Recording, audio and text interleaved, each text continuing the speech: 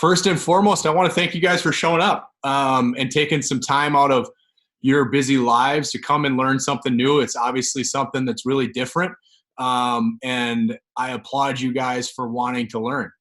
It's awesome. This is kind of a crazy time, and I'm really thankful for the training house for the opportunity to come speak to you guys and try to provide some value in a very different environment. It's going to be a little bit different. So the first thing I want to do is tell you guys a little bit about me, tell you a little bit about my story, where I came from. You know, I'm sure most of you have no idea who I am. My name's PJ Atherton. I grew up here in Minnesota. I've been a hockey player all my life. I played soccer as a kid. I played football in high school. I wasn't very good at football, but it was something to do. And I've loved sports since I was a little kid. And I've had a really interesting journey through sports. I played varsity hockey at Edina High School. I was lucky enough to play for the Gophers in the University of Minnesota and their hockey team and win a national championship there, which was an amazing ride and experience. And after that, I was a draft pick to the Tampa Bay Lightning, and I had a 6-year professional hockey career. So there have been a lot of ups and a lot of downs in that entire career. And if you guys play sports long enough, or really if you do anything long enough, you're going to have some really awesome experiences, and you're going to have some experiences that aren't so awesome. But hopefully you can learn from those as I have, and try to take them with you and get that much better from them. So what I do now is basically I'm a performance consultant. And that's a fancy way of saying I try to help players be at their best. I do that with hockey players currently. So I work with over 30 professional hockey players. I work with 25 guys that play in the NHL. I watch them play. I work with them on the ice. I work with them off the ice. And I try to help them be their very best. I try to help them understand their game. I try to help them understand the game in general. And I'm lucky enough to get to do that all day, every day. So I watch a lot of hockey games. I watch a lot of sports. And I'm really excited to talk to you guys about what I've learned from all that, both from me playing and also from watching a ton of sports and watching and working with some of the best players in the world in their sport. So the big reason why I wanted to do this for you guys is I want you to go into the summer and go into the off season and feel like you can take control over what you're doing in the off season, so that you're not going in and hoping that you just get better magically, that you have a very clear plan, that you understand who you are as a person, as a player, so that you can take charge of what's going on and really make this your best off season that you've ever had. So you can show up next year, you're ready to dominate, you have transformed your game. And I really think that with a small shift in your mindset and awareness, you can get better instantly. And that doesn't need to come with hours spent in the weight room or running faster or being stronger. By a small shift in your awareness and a small shift in your mindset, I really think that you have an ability to get better right away. And it's something that, frankly, I didn't do. I didn't take advantage of all the things that I could have. And I didn't get to the place that I wanted to go. I didn't get a chance to fulfill my dream of playing in the NHL. And I look back and I regret that. And so the reason I started my company and the reason I've started working with athletes is I don't want anybody to feel that way again. It wasn't a good feeling knowing that I could have done more, and I want to help you guys maximize your efforts. There's very limited time in an off season. Off seasons are getting shorter and shorter and shorter, with the exception of now. Maybe I don't know what's going to happen in this time, but I want to help you utilize this very short period of time. You only have so much energy, you only have so much money that you can throw at things. And I really want to give you guys the understanding of what's going to help you the most. So you can drive all of that energy that you have into something that's going to make the biggest difference. So the biggest thing I want you to do is stick around for the whole thing. At the very end, I'm going to have kind of a surprise gift for everybody that you have an opportunity to have a one-on-one call with me at some point. So stay on and listen to that at the end. And, without further ado, we're going to kind of jump into the main thing that I want to talk to you guys about. The first thing I want to talk to you guys about, which I think is the most important thing, is really understanding your identity as a player and as a person for that matter. And I think this fits with all parts of life. Really understanding what your assets are, what the attributes are that separate you away from everybody else. And that's really going to play into how you want to train and what you want to think about. Now, the other way to think about that too is what is the identity that you want to grow into? You know, you're not stuck in one thing, especially a lot of you guys are young. You're not going to be stuck in one single thing.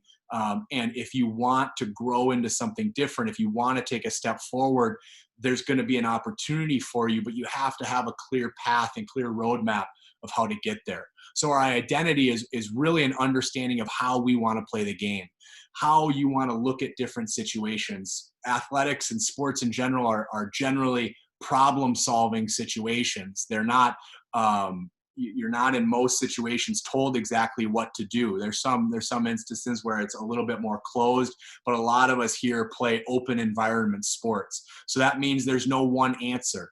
And you have to understand what the best answers are for you, and you have to develop the skills and attributes and assets so you can solve those problems most effectively. So if we don't understand that, which I feel like most players don't, they don't have a good handle on. I have a lot of conversations with athletes, and even at the NHL level or the professional level, and I try to talk to them about what they need to do every single night or what they want to work on. And I get a lot of canned answers. I get a lot of, oh, I want to contribute more. I want to be relied on. I want to play in more situations. Well, we all want that, right? I wanted to play in every situation. But what does that mean for you? And what does that mean in terms of your development? And if you can get some of these things hammered out early and understand the player that you are and the player that you want to become, you're going to have a big advantage. It's like, you know, if you're climbing up a ladder, we better make sure that ladder's leaning against the correct wall. Otherwise, you can work as hard as you possibly can, and you're going to find yourself getting to a ceiling where you're not going to be able to go any farther. So for me, understanding our identity is the number one key principle. If you don't take anything away from this, let's take away the understanding of you need to know who you are as a player and a person. So I want to go through a bunch of video in these situations, kind of look at different players from different sports, what their identity is. I'm a really visual learner. I would assume you guys are too. So I want to go through some of these situations. So I'm going to share my screen and kind of start, you know, really diving into what this means for some of us. So here we go. So first of all here, we're going to look at player identity, like I said. And this just basically, player identity just means how you solve problems individually, how you use your skills and your assets to the best advantage for you. So we'll go through this and we'll look at a number of different sports, right? The first thing we'll look at is basketball. Everybody knows Steph Curry. I'd assume even if you don't play basketball, Steph Curry is an amazing player, and he has a very specific way that he plays and a very specific way that he developed that game. He, you know, coming out of college, you know, guys didn't know if he was going to be a good player in the NBA. And obviously we know a big asset that he has is shooting, right? So he's coming up here. He's trying to figure out, how can I shoot this ball as quickly as I can? And you can see he shoots it from pretty far behind the arc, right? But he has that range. So he's developed this specific type of game. So now if we look at LeBron in transition on this next play, right? LeBron catches the ball way back here. LeBron is a completely different player, has grown up in a completely different way and has completely different set of skills. So I think we all know what LeBron wants to do. He wants to run all the way down. He doesn't come down here and start to think about shooting. He's going to take this all the way to the rim and he's going to dunk, right? And we'll look at kind of the same thing in kind of this half court set. Steph Curry wants to get the ball and he wants to shoot, right? And we'll see the same thing with LeBron. LeBron is going to play into his strength. He's going to get the ball out here and he's going to drive it and he's going to take it to the hole, right? These guys are playing to their identity because they have a very clear understanding of who they are. Same thing in the NFL. We'll look at Tom Brady, right? Tom Brady, you know, gets kind of a knock for not moving great. He actually moves pretty well inside the pocket, but he doesn't want to move very far. He wants to move things quickly and he wants to find guys. His asset is being able to understand and read defenses. You can see he pulls this ball down, okay, and he gets here, he throws it underneath and they're able to score a touchdown, right? Same thing here. He gets here. He's just sliding just a little bit, just buying himself some time. This awareness of space is a huge thing for all of us. We're all going to use it a little bit differently, but he's got amazing awareness. Even though he isn't, super fast, he buys himself a little bit of time and then goes to work with his identity, which is that quick release and getting the ball into the hands of his receivers. And we'll watch Lamar Jackson, right? Kind of the antithesis, this crazy athletic guy that's insane, right? And he gets here, right? And when he steps into the pocket, he's going to take off and he's going to stretch space. He's ridiculously athletic and he's going to get going here and make plays that, very few guys in the NFL, as good of athletes as they are, can make. He wants to make everything bigger. So he's got a very clear picture of how he wants to play, and he plays into that all the time. Same thing here. He gets the ball here, and now he's moving. Again, stretching space out, right? And this is a design play for him to stretch everything out, create space, throws the ball underneath, ends up in the back of the end zone. We'll look at a couple more here. We'll look at some hockey ones here. So we'll look here at Connor McDavid, right? Everybody that plays hockey knows his biggest asset is being fast. So he wants to constantly figure out how can he build speed. So he gets really low and builds speed. He wants to solve problems with his legs. What are the ways you guys want to solve problems? We have to know how you want to solve problems so you can put yourself in a position of advantage. So he starts himself off here in a position of advantage before this play even starts by creating this speed. And now he's taking off, and now he can use the thing that he does really well to put these guys on their heels, right? So he understands that and has developed it his whole life. John Klingberg is a guy that's really good with the puck, and he's just attacking here, right? He's just attacking up the ice. He's moving with the puck. He's not thinking about what he's doing. He's in a place where he's driving and attacking and playing with the puck. Erik Karlsson, another player in the NHL, wants to play with traffic through the middle, right? He's really good at bringing everybody into the middle, and he wants to create space for his teammates. So he puts everybody in a tiny little box and then distributes the puck here. And again, this is just all about identity, okay? We'll also look at some soccer stuff. Messi obviously wants to dribble. He's been an undersized player his entire life, so he's developed this really great ability to handle the ball in tight situations, right? And so he works on this. This is intentional. It's not an accident that this guy ended up being this. And we contrast that with Ronaldo, a player who's also unbelievable, who's also really good, but is 6 feet tall and has a lightning bolt in his foot. So he wants to get this ball, and he doesn't want to dribble through anybody. He wants to shoot it, and he drills it into the back of the net. So these guys are taking these scenarios and solving them differently. One more thing of Messi here, again, trying to dribble around guys, trying to use his special talents. Ronaldo, tall, big guy. He wants to get his head on the ball, right? Messi's not looking to try to find the ball. He's not scoring in this fashion. So it's a long way of me saying it is critical for you guys to understand the type of player that you are. And that's going to inform all the decisions that you make, from development, from how you want to go into a game and how you want to look at different scenarios. And like I said, you're not stuck in one thing, but you guys need to own that identity. It needs to become part of you and not listen to other people tell you what you can, can't do, who you are, or what is available to you as an option. So my biggest gift to you guys would be to sit down a little bit and understand how you can craft your identity.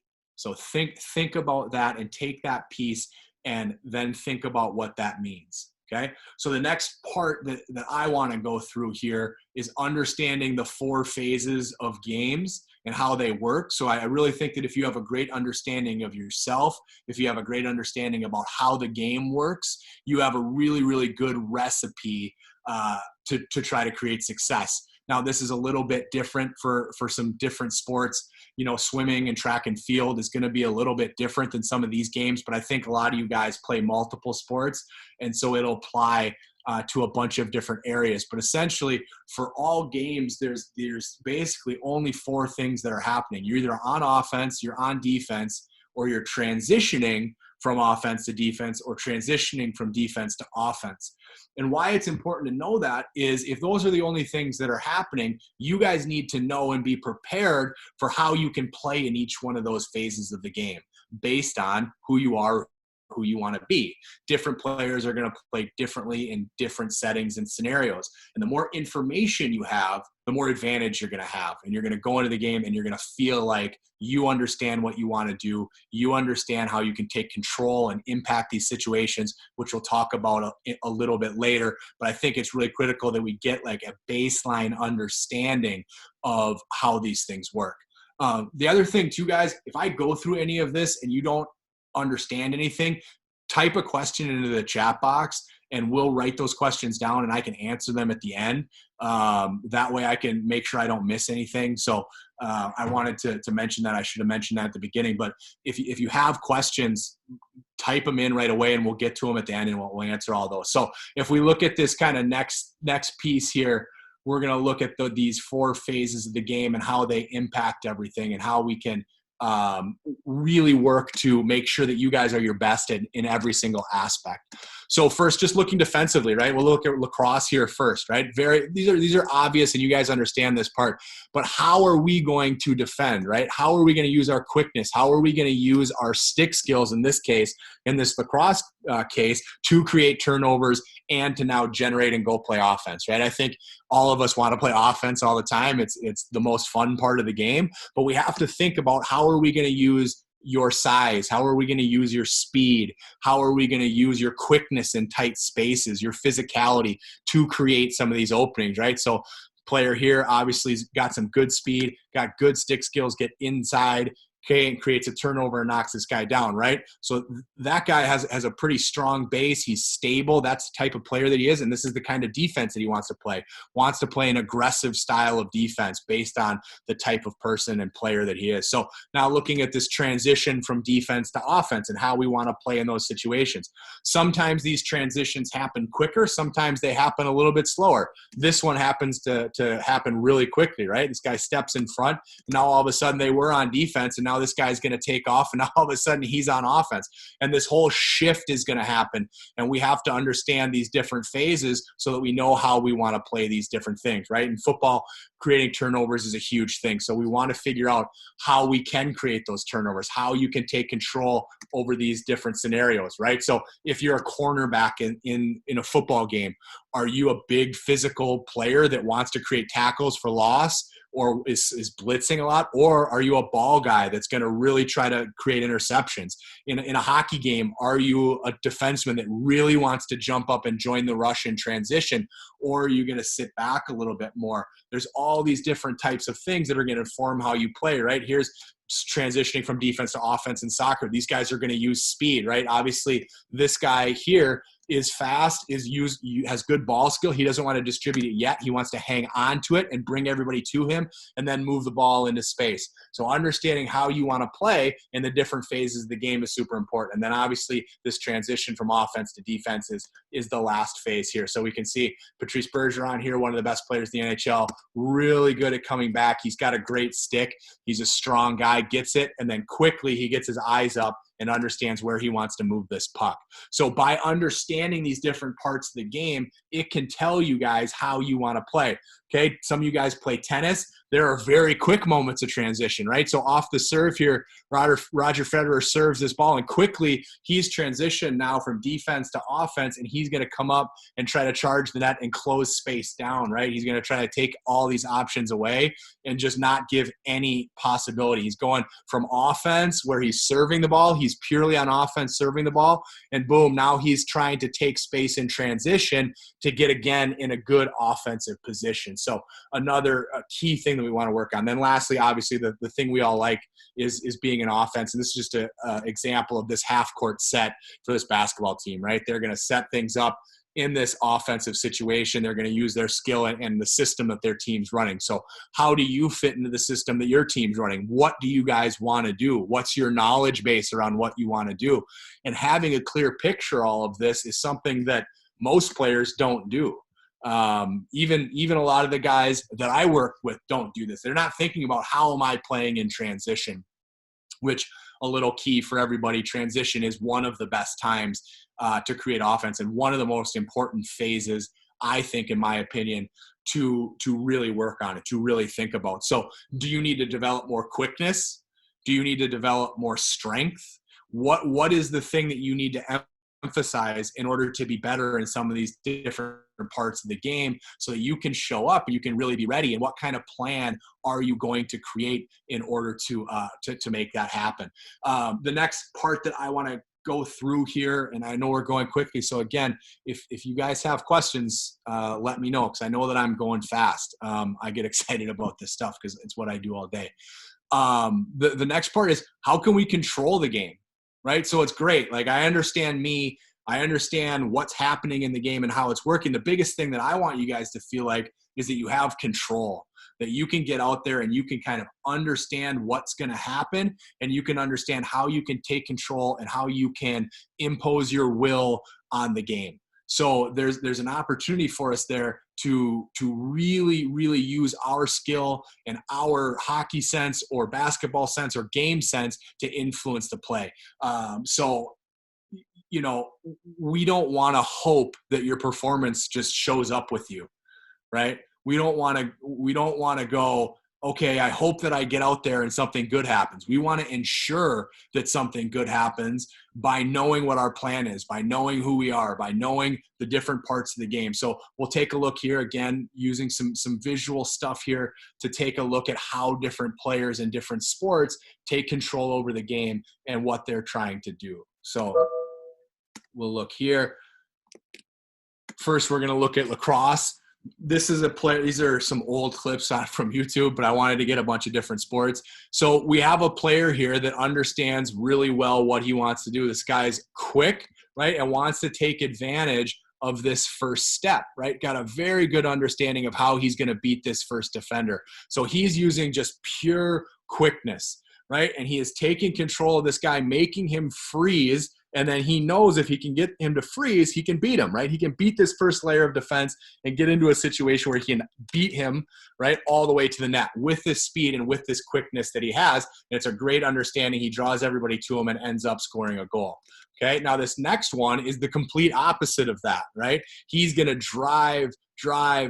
This is a big, strong guy, right? So obviously lower body strength is ultra important to this guy. Core strength is ultra important to him, right? He may not be the quickest guy in a tight space, and he might not ever be, no matter how much he works at it. So what can we train? What can we do to make you have something that's elite, that separates you away from everybody? He's going to drive with his body. He's going to fake a pass, and he's going to go in here, and he's just going to solve that problem in a completely different way. So we'll see in a hockey game here, Sidney Crosby trying to take control over the situation. And he, again, is an extremely strong guy that's going to take control of this situation with his body, right? A tremendous lower body strength, works extremely hard on it, sinks down below, uses his body to create space, gets inside the dots and buries the puck. Okay, James Harden, really good with the ball, very difficult to handle. He's going to take control by kind of lulling these guys to sleep and making them think he's going to go one way. So if you watch his hips, right, he looks like he's going to go one way, and he's trying to kind of get this guy to relax a little bit. So he's controlling this guy's mindset. He's controlling what he sees. And then all of a sudden you'll watch him flip his hips and take off. Right? So he's giving false information the entire time. Very confusing, very difficult to read in these different situations. And we'll look at Patrick Mahomes, arguably the best player in the NFL, just opening his hips, controlling where everybody's going, pulls this guy out of the way. So if we watch this linebacker here, he comes here, he goes diving down that way, and he creates a hole for him to throw the ball into, right? And so now this safety's moved. He's given him enough space for his receiver to go get the ball. He is controlling and dictating everything that's going on. He does the same thing here. Looks like he's going to pass one way. He's moving his body this one way, right? Moving his whole body, and then throws it back the other way. This is a type of play in terms of quarterbacks that not everybody can do, right? Not everybody has that physical ability to be able to do that, or the arm strength to get it there. So he's taking control over these situations with his assets and with his attributes. And we'll look at the same thing in tennis, right? We'll look here at Federer and Djokovic. So Djokovic takes complete control over. He's racing for this ball, and he's out of position, but he knows if he can hit it deep, he's going to control the space, right? So he knows he's not going to get a tough return from Federer, so he can control the space. So when that ball comes back, he can attack and he can hit a winner, right? And he's going to get it back here and he's going to smash and he's going to win it, right? So these guys are all taking complete control over what's going on. Now, how did they develop that ability? Well, they worked on it, right? It's not magic. They were bold enough to take risks, to try new things, to do stuff their entire life a different way and not worry about the consequences. So they developed a really large amount of skills to solve problems uniquely and create opportunities for themselves. So they're able to now dictate what's going on rather than having to sit back and let the game come to them. And I know, I don't know how you guys feel, but I can imagine you felt the same way as I did. A lot of times I felt like the game was just coming at me. And I had no real way to stop that and no real way to say, I'm going to take control over this situation, because I didn't think about any of this stuff. I didn't do the work beforehand. I didn't do the hard work when it was easy. And so I was left without a plan, and I was just hoping that night to night I would figure out how to play well. And that's a really, really tough way to go about things. So I want for you guys to be able to show up and to feel like you can dominate and control these situations. And then that kind of leads us into this idea of creating your own development plan. And I think it's really important, no matter how old you guys are, that you start to take ownership over your development. And you don't let it be about what your parents say. You don't let it be about what your coaches are saying. Although you take information from these people, you make this about you and you take control over it, and you really create your own plan. I like to use a couple analogies when I talk about creating a development plan, right? I can build a crazy fast car. I can drive it really fast and well, but if I don't have a map about where I'm supposed to go, it doesn't matter how fast my car is or how well I drive it. I'm just going to drive it to nowhere. And I see that all the time. I happen to work with really elite athletes by some stretch of imagination. So all of their skills are really similar. You know, professional athletes, there's maybe 5% of them that are very, very, very unique, different humans that have very unique characteristics, but the rest of the 95% of them are very similar. And what separates them is their ability to use the tools that they have, their ability to figure out how to solve these problems in a unique way that is going to help them and that they can repeat over and over and over again. So I can give you guys, or you could give me shiny tools. You could give me all the best building materials. Anybody on this call who knows me knows that I'm not going to be able to build you a whole lot. No matter how nice my tools are, no matter how good the building materials are, I'm not going to be able to build much. I'll build you something. But as soon as you apply pressure to whatever structure that I happen to come up with, as soon as you start squeezing on that thing, or there's wind, or the pressure of performance starts to get in there, that house is going to collapse, because I don't know how to use those tools, right? I don't know I don't have a building plan. I need to have blueprints. I need to have understanding of how to use my tools. Otherwise, I just have shiny tools. So this is where I want you guys to start thinking about, okay, I'm developing these tools. I'm developing these skills. How am I going to use them, number one? Or number two, why am I developing them? And which ones do I want to make sure I'm spending a little bit more time developing? So we really want you to think about being the CEO of your own career, athleticism, and development, and figuring out where you want to go with that idea. And if what you want to do is extract as much fun out of playing sports as possible, that's amazing.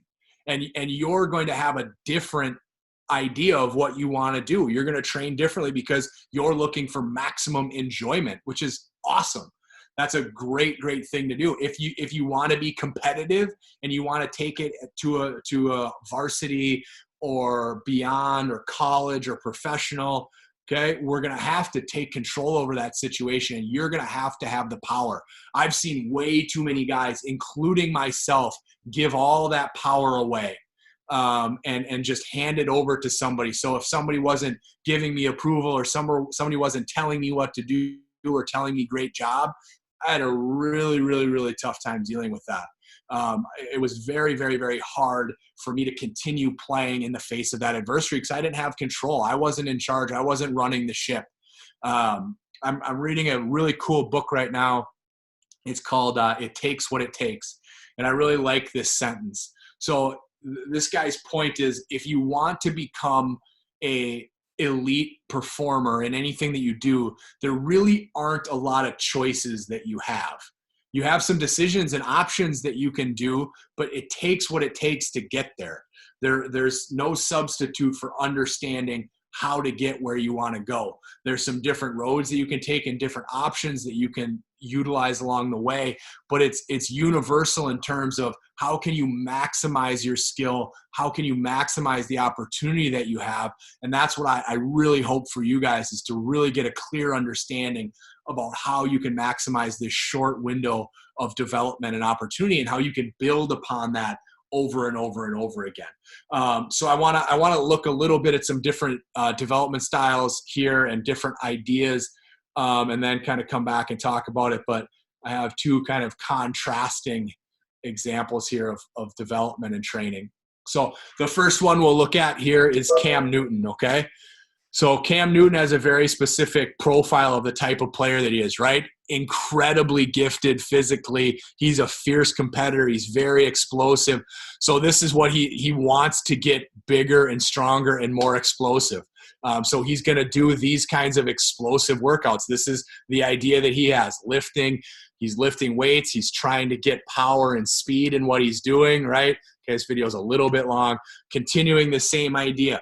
Power, speed, strength, lifting weights, resistance training. Now that might fit for some players, right? That might fit for you, but how does that work? Everyone's going to need to develop some physical literacy in some way, but how are you going to do that? And at what age is that appropriate to do that stuff? These are things you have to think about, right? He's trying to create power, right? Trying to really work on driving power into the ground with his legs, okay? Because this is the style of game that he wants to play. This is the place in his career that he's in, and also this is the background that he has. So now if we contrast that with Tom Brady, I don't know if anybody's seen the Tom versus Time thing that was on Facebook, but if you haven't, Google it.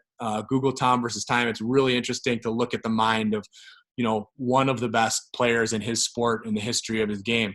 And so I'll kind of go through reading some of this. He's talking about the physical trainer, and he wasn't sure what this guy was going to do for him, right? What's going to be different? How are you going to help me compared to everybody else? Everyone's done for the same thing for me. He's talking about coming back from injury, right? He's saying he needs to ice his shoulder. He needs to rest. So he was coming off an injury, and he started doing this very, very specific thing to him, right? He learned a lot. He learned about what it was about. So now this is the stuff that he's doing. He's working on pliability. He's working on lengthening and softening his muscles.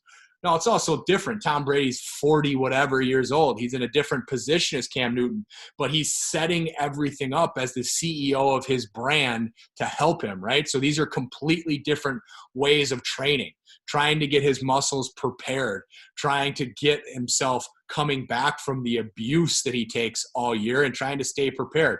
So now I like this conversation. I wanted to put this in. This is him talking to Julian Edelman, and they're talking about training, right? And they kind of go through what they're doing, right? This guy in the corner saying to Tom, we're trying to maintain our longevity. We're trying to stay at this high level as long as we possibly can. He's no longer trying to get to the top of the mountain. He is trying to stay there and sustain his performance because he knows how to do it. So you guys are at a different phase, right? You're trying to get there and you're trying to climb that mountain, but you have to think about these things in a similar way. What am I trying to do? Right? You can see Tom's, again, getting body work, getting getting his muscles lengthened, softened, and they're giving Julian Edelman, he says he just wants to play a couple another years, right? So he's saying, he's giving him a hard time about it. And then Edelman says he did one bench press yesterday. So he did one exercise of bench, and these guys are all over him, saying it's a waste of time, saying it is whatever, right? And this is all their unique perspective on where they're coming at this from, which is obviously, completely different from where Cam Newton's coming from this process of. And you guys need to do the same thing. You need to be looking at these things about what stage of your career are you in, what stage of your athletic development are you in, and how can you develop the tools necessary that are going to be the most impactful for you as you move forward. So that's the biggest thing that I want you guys to do from this. I want you to take who you are as a player and who you want to become. I want you to look at how that fits into the game and how that's going to make a difference for you, and then create a plan. Create a plan about how you're going to get better. What are you going to do? What are the things that you need to emphasize on? What are the things that you can create in order to become elite at something? Nobody wants somebody that's good at everything. What really makes it to the next levels of performance are guys that become elite, or girls that become elite at something and they stand out. So understanding your strengths, working on those strengths, and creating a plan that surrounds those strengths and really helps you become a performer that can withstand the pressure. So, the biggest thing that I feel is that I didn't have anybody kind of guiding me through this process. I was guessing. I was trying to figure out what things should I do. I kind of followed the crowd of what everyone was doing. I didn't want to stand out particularly. I just kind of did what I always did and what everybody did. And I got the results that everybody else got. So I got the results that I had always gotten. I didn't take the time to really make a difference. And I want to provide you guys those tools, right? I want to give you the keys to the car. I want to empower you to make those changes in your career, because this is something that doesn't last very long. The most lucky of us that get to play sports for money, we're done. I was done before I turned 30. Other guys that are super lucky get to play until they're 33 or something. This is a short window. So I really hope that you guys take some of this stuff and you really hang on tight to it. And I want to be the one to help you do that. So I have a program that I'm starting. It's an online learning program that's similar to this. We're going to kind of be doing the same thing. We're going to talk about how we can transform your training and how we can train to transform your game. And I want to go deeper with you guys in all these principles and show you not only what it means to create your own identity, but show you how to do that and walk you through that process. So the program is 6 weeks long. It's in depth. It's visual. We're going to be using video. We're going to have Zoom calls every single week. And I'm also going to create a online learning environment for you guys in an app called Mighty Networks, which is basically a social network like Facebook, except it's private and no one else can get into it. And so the biggest thing that I want to do with that community is connect with everyone and have you guys connect with each other. During this time of being isolated, one of the things that has been interesting to me is I've never connected with more people in my life. I've never called more people. I've never been on more Zoom calls, and it's made me better. It's made me better as a person. It's made me understand more things. And I think that if we together as dedicated and excited athletes can come together in this learning space, I think there's a tremendous opportunity for all of us to get better by sharing the knowledge, right? I don't have all the answers. I can learn as much from you guys as you can learn from me. I just happen to pay really close attention and have a lot of experience doing this. So, the program isn't for everybody. Not everybody is as into and as excited about this stuff as I am. I'm really looking for a tribe of people that really, really, really want to give everything they have towards being the best that they can. And that's the idea that I have and that I want to pursue with everyone. I'm not for everybody. The program isn't for everybody. I'm obviously a specific person with specific ideas. I want to help you with your development. I want to make this the most impactful summer that you've ever had, and to transform the way that you look at whatever game that you have. Because I believe that with a shift in mindset, with a shift in awareness, that you can become a better player immediately without ever lifting a weight, without ever running a sprint. You can immediately use what you already have a lot better. And I'm excited to kind of explore that journey for you. So that's kind of the program that I have going on. And so if you want to sign up for that, I can put it in the thing here. It's on the Training House website. So you just go to traininghouse.com/PJ. And you just go there and you can sign up. Anybody who signs up right away in the first 24 hours gets a $100 discount. The program's $295. If you sign up right away, it's $195. And I'd love to have as many of you guys there as possible. And I think we're going to create something that's unique and different for everybody, and something that's really going to impact everyone.